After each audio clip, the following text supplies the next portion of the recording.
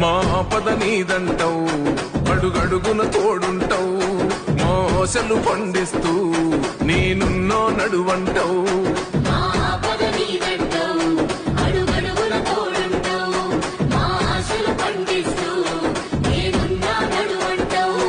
ఏ జన్మల పుణ్యమైనా మా పాలిట వరమయ్యే, 10 జన్మల బంధమైనా మా కందగ స్వరమయ్యే, ప్రతి గడపకు నువ్వు తోరణమై వెలసినవే అన్నా.